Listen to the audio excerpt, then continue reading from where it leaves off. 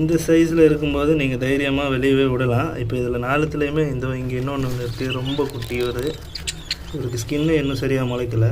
இந்த மாதிரி இருக்கும்போது நீங்கள் உள்ளே விடுறது தான் பெட்டர். பட் நான் 4 தடவையும் உள்ளே விட்டு அப்பவும் வெளியே தள்ளி விட்டதுனால நான் என்ன பண்ண போகிறேன், இங்கேயே விட போகிறேன். என்ன காரணம் அப்படின்னா, இவங்களோட ஃபாதர் நல்ல ஃபாதர். இவர் கீழே இருந்தாலும் ஃபீட் பண்ணிவிடுவார். மதர் இதுக்கப்புறம் ஃபீட் பண்ணாது. சப்போஸ் ஃபாதர் ஃபீட் பண்ணலை அப்படின்னா கூட இவங்களே இப்படியே இங்கே உட்காந்துருக்காங்களே அப்படியே சாப்பிட்டு பழகிடுவாங்க. இதை விட இன்னும் ரொம்ப ஸ்கின்னே வளராமல் ரொம்ப குட்டியாக இருக்குது, அதை நீங்கள் எடுத்து உள்ளே விடுறீங்க. அப்போவும் பேரண்ட் பேர்டு வெளியே தூக்கி போடுது அப்படின்னா, உங்கள் வீட்டில் வேறு ஏதாவது பேரண்ட் பேர்டு சிக்ஸ் வச்சுருக்கோம்னா அந்த பாட்டில் விட்டுருங்க.